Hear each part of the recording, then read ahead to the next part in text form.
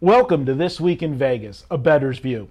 I'm your host, Marco D'Angelo, along with the only man featured, sports gambler featured on the CNBC show about sports betting, Vegas Runner. How you doing this week, my man? Never better. Had a wonderful Christmas with my family and looking forward to a great 2010 ahead. I'd like to wish everyone the same.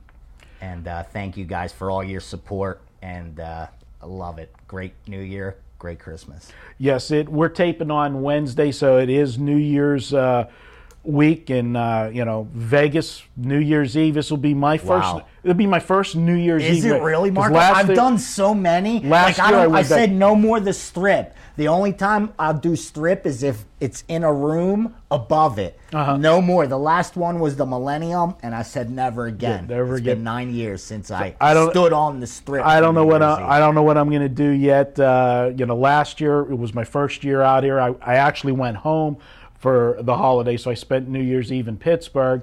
But this will be exciting. This will be my first. You got to go out. You got to go out. Got to go. Well, let's not forget that's the one thing that people forget about.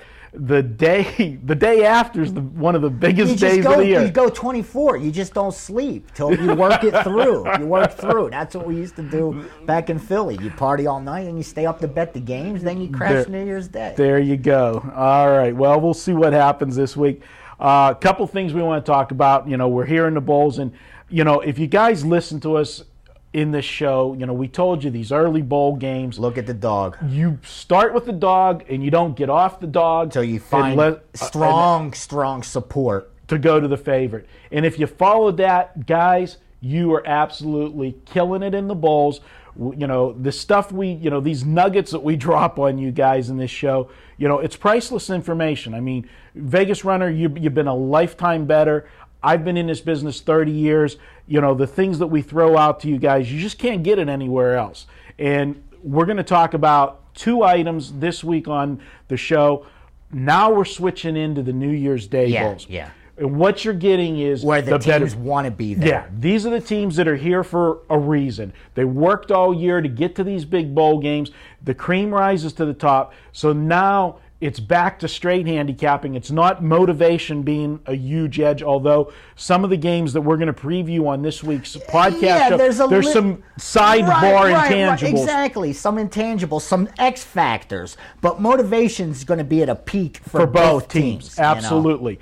And, the other thing that we got to talk about, and I think this is the biggest. Some favorites are deservedly so. And it's not even coming back to the mean because it's historically doing the same thing year in and year out. And that's what I talked about with Mike Hook and Dan Beebe on their show. It's not even now, it's going to come back to where the favorites cover. It's just a historical trend that the dogs do well early. And as we approach New Year's Day, don't be surprised when favorites show up and dominate some games. I have a saying, and it's kind of stupid, but it really hits the point. Do you know why history repeats itself? Because nobody pays attention the first time. That's true. And the same thing happens over and over again. And I mean, it's like I got so much stuff locked in this noggin of mine of experiences that you know what happens. No, you're right. You're absolutely right. But another thing that we got to talk about, and this is really important because I know a lot of guys went off in the forums this week talking about a couple games, and last week in the NFL, a lot of the teams that had reason to play and were playing teams that didn't, just steamrolled. So now everybody, if you're taking one of these teams that aren't in it, you're an idiot. And everybody thinks it's like taking candy away from a baby, taking all these teams with need. I'm going to tell you right now, this is the final week of the NFL. If you want to go in and bet blindly on all the teams with need against these teams that have nothing to play for, call me, I'll book all your bets. I'm telling you right now. I agree. I've seen some ridiculous adjustments already. You're not going to get value. I mean, it could happen where the teams come out and dominate, but going in, you got to know you're getting the worst of it. Just like you could hit a yo at the crap table, but you're getting the worst of it. Even if you do hit it and get that 15-1 on your money, you know going in, you're taking the worst of it, you know, and you got to be prepared for that come Sunday if you plan on backing those teams that are in must-win situations. I'm not saying don't, but you could pick your spot. You got to pick your spots. Yeah. Don't play all of these games blindly. And the other thing that you got to be careful with on these situations is that some teams start the day with need, but by the time you hit the 4 o'clock, by the time you hit 4 o'clock, they may not need it. And you will see year after year, sometimes point spreads have come down, games have come off the board because they have to readjust the line. All of a sudden, it's meaningful, or it isn't. It's meaningless. Doesn't mean anything in it, right? So they adjust for that. And a lot of these games, what's going to happen is they'll be in circles. And that's why for my True Steam report, I can't wait to put it out this week. I'm not having trouble finding early True Steam, but you got to be careful because a lot of these line moves have nothing to do with the wise guys being behind them. It's the sports books adjusting, you know, for anticipated money, for word that's going out, you know, a coach saying he's not going to play players or he's going to play players. Right. So you got to be careful. All them line moves are not wise guy related this final week. Speaking of not playing players, I don't know what your position on it was. The Colts. The Colts that was last ridiculous. That my position, honestly. What are you doing, dude? Either tell them before the game and sit down with your team, have a meeting, and say this is how we're going to approach it. Don't pull that off at the half, and shock everyone, piss a couple guys off. And this formula, I don't know, like you said, history repeats itself. Maybe this coach doesn't remember what happened to the Colts, but they tried it against Pittsburgh, knocked them out. They did it again. They got knocked out by Baltimore, was it? Or actually, Pittsburgh knocked them out. Pittsburgh knocked them out. When they did that year and rested their starters. Right. And again, San Diego, someone knocked them out again. Right. 2 times they did it. Both times it failed.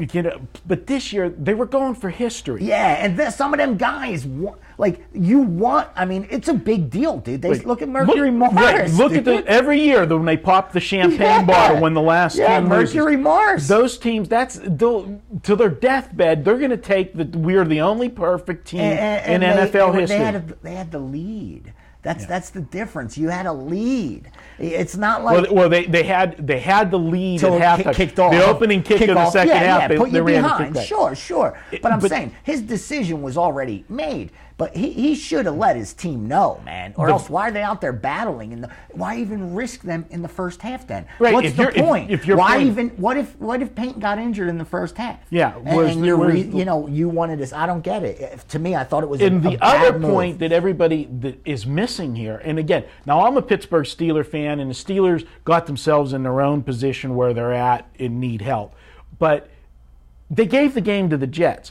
That win for the Jets was huge for the playoffs. I think it's for an integrity issue. Oh, yeah. It's, if you're playing a team that's totally they control their own destiny. Right. If you're playing a team that's totally out of the playoffs and you're in and you want to rest the starters, but if there's playoff implications, it's an integrity issue. In that game, you should play to win. That's my feeling on the subject. But hey, we got about a minute left on here, and I just want to kind of set this show up with a little bit of a teaser for our weekly podcast. If you guys watched last week's podcast, Marco when we started it was Marco and VR, but the rat bastard over here, I don't know nothing. Yeah, he's claiming he didn't know anything about it, and he's leaving Marco out to dry for the prank we pulled last week. So Marco and the producer Brandon's going to get toasted in the this week in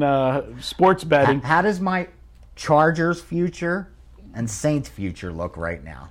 Well, the Saints' future ain't looking real good. I love it. Okay. I love it. Now with Minnesota all but done, the Saints are going to turn it on with home field advantage, Marco, and they're going to coast into the Super Bowl. And waiting for them is going to be San Diego, and VR's just going to kick his feet up and watch it with 2 future I got to wrap this up. I'm going to say one thing you better worry about. I'm going to say one team, and I'm going to get down on them. I don't know what the odds are, but we'll check it in the break. Cincinnati Bengals are underrated. Underrated. They're the value. You want to get some value here in the playoffs. No, they are. I like them. They play defense, too. This has been This Week in Vegas. Bettors View. I'm Marco D'Angelo. That's Rat Bastard, also known as Vegas Kick some Runner. ass this week. You guys, we'll talk to you next week.